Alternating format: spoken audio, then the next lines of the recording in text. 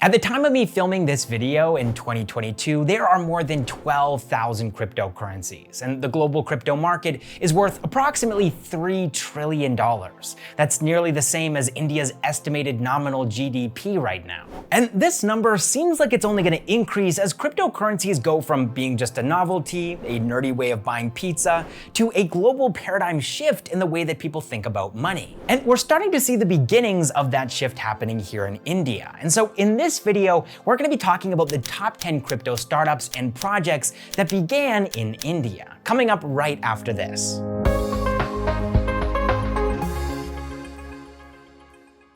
Starting things off at number 10, we have a layer 2 lending protocol for DeFi, that's decentralized finance, Easyfi Network. Founded by Ankitt Gaur in 2020, Easyfi is a Matic-powered network where developers can build their own decentralized apps, or DApps, specifically for lending. And currently, this lending is being offered in the form of something called overcollateralised loans. These loans allow you to borrow one cryptocurrency by putting another cryptocurrency up as collateral. So for example, and this is purely for illustration purposes, let's say you have ETH worth $120, but you want to borrow $100 worth of Polygon's Matic. So you can put up your ETH as collateral with Easyfi, and you're able to borrow Matic worth $100 in exchange. And since these over-collateralized loans are smart contracts on a blockchain, there's no room for ambiguity or unexpected outcomes. It's not like the real world where a borrower can just run off with a loan and disappear, and the lender needs to send collection agents after them. The agreement and its terms are executed without any intermediary's involvement or a loss of time and resources for the lender. And recently, crypto loans have actually become pretty popular.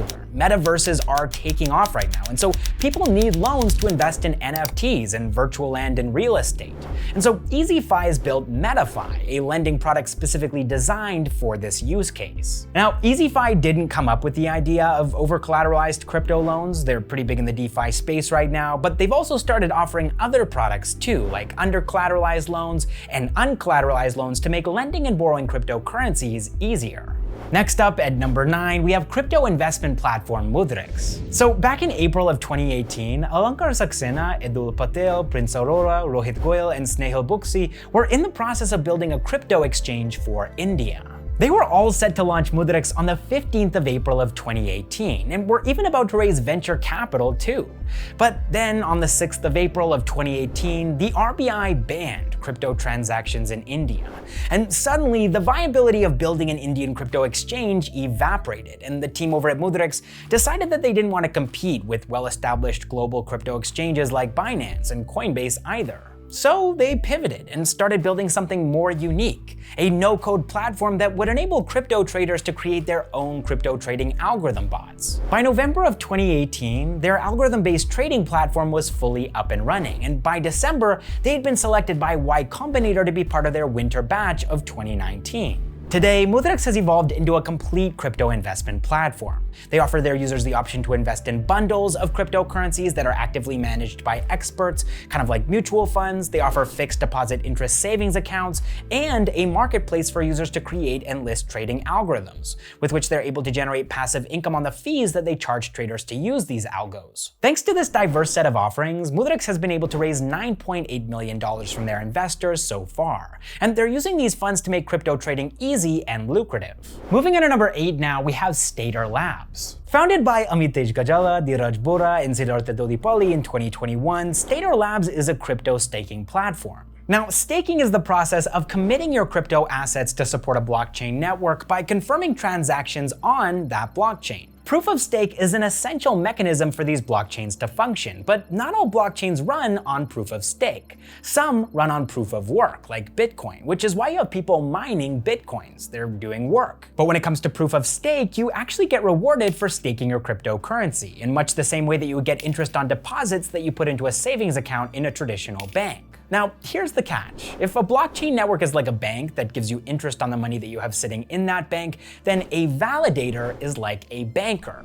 You, as an owner of the cryptocurrency, can't actually stake your own cryptocurrency because you don't work for the bank. You need a representative. You need someone in the bank. a banker to stake it for you. In the world of crypto, this banker is called a validator. Now, technically anybody can be a validator, just like anybody can be a banker, but this is a complicated process that isn't actually required to reap the benefits of staking. So most people just choose to delegate their cryptocurrency to a validator who stakes it on their behalf for a small fee. However, not all validators are equal, which means that people who are delegating their cryptocurrency to a validator need to constantly track, monitor, and sometimes redelegate their assets to new validators. And this becomes even more complicated when you're staking a variety of cryptocurrencies across multiple blockchains. And so the goal of Stader Labs is to simplify this process by giving their users a convenient and safe way to maximize their staking returns without having to worry about the headaches and risks of manually delegating cryptocurrency to individual validators. Now, for the time being, Stader only facilitates staking of Luna on the Terra blockchain, but they also have plans to add staking options for Phantom, Solana, Ethereum 2.0, Cosmos, and Near. And to do this, to become a multi-chain staking platform, Stader Labs has raised a total of $16.5 million from their investors at a $450 million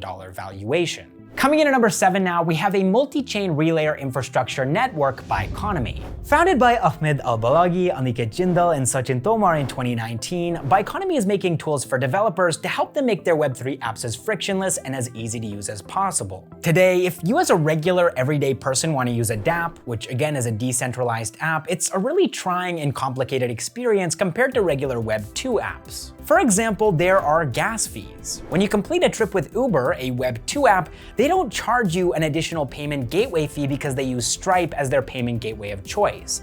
But if that same service was being offered in Web3, you'd most likely end up paying a gas fee because the blockchain that Uber's hypothetical DApp was built on charges gas fees. Another example is the super challenging onboarding process for people who are new to Web3. DApp users will need to pass KYC, purchase ETH from an exchange, and of course they would need to first sign up with and be approved for that exchange. They would need to download a wallet, then connect their wallet before they can even use the DApp. In Web2, nobody spends a day or perhaps even multiple days just to use an app. But in Web3, that's often what's expected of newcomers. So these are the kinds of issues that Biconomy is trying to solve for DApp developers. Take for example their flagship product Hyphen. This tool allows dApps to offer their users instant cross-chain transactions, so that if, for example, a dApp only allows for a user to pay with ETH and the user only has Matic, then they can convert their Matic to ETH quickly and affordably without ever needing to leave the dApp. Another product that they offer is called Gasless, which allows dApps to pay gas fees on behalf of their users, resulting in a superior user experience and smoother onboarding. These solutions to the very real and very difficult problems that Web3 app developers are facing is why Biconomy has raised $22 million from their investors in an effort to move towards mass adoption of Web3. Next up at number 6, we have another crypto investment platform, Vauld. Vauld was founded by Darshan Batija and Sanju Sonikurian in 2018, and it's basically a crypto neobank. They offer users a platform to store cryptocurrencies, take out loans, and trade. And one nice feature that Vauld offers is interest rates as high as 12.68% on cryptocurrencies that users store in their Vauld wallet, which is a lot higher than what traditional fiat currency banks offer as an incentive for you to use their savings accounts. According to Vauld, they have over 100,000 active users on their platform, with the average deposit value being $20,000. And while most of their users do come from the US, they also have a significant presence across India, Europe, and Singapore as well. So far, Vauld has raised $27 million from their investors to help them achieve their goals of becoming a crypto banking platform. Moving on to number 5 now, we have a startup that you probably didn't expect to see on this list, Chingari. Thanks to their Gauri token, which is a Solana-based cryptocurrency, they are in fact a crypto startup. So Chingari has actually been around since 2018 and was founded by Sumit Ghosh and Biswat Manayak. However, it ended up on most people's radar back in 2020 after the ban of TikTok in India. A lot of social media influencers were looking for a short video app alternative, and while Chingari had been a share chat type app prior to TikTok's ban, allowing users to chat with friends, share audio clips, stickers, photos, and videos, they've since streamlined their platform to focus exclusively on video, which is one of the reasons they now have more than 50 million users on their platform. Then, in 2021, they began the transition from Web 2 to Web 3 with the announcement that they were going to be moving their entire platform onto the Solana blockchain network, and have since launched their own cryptocurrency, the Gauri token. They have plans to introduce staking, a DAO so that token holders can have a say in the direction that the Gauri network takes, and they want to allow their users to buy and sell short videos as NFTs too, through a marketplace that they're planning to launch. Chingari really is diving headfirst into Web3, blazing a trail so that other Web3 Indian social media startups can follow in their footsteps. So far, Chingari has raised $88.4 million from their investors, and they held their ICO, their initial coin offering, on Republic Crypto. At the time of me filming this video, one Gauri token is worth 52 cents, which is a 33% drop from where Gauri started back in January of 2022.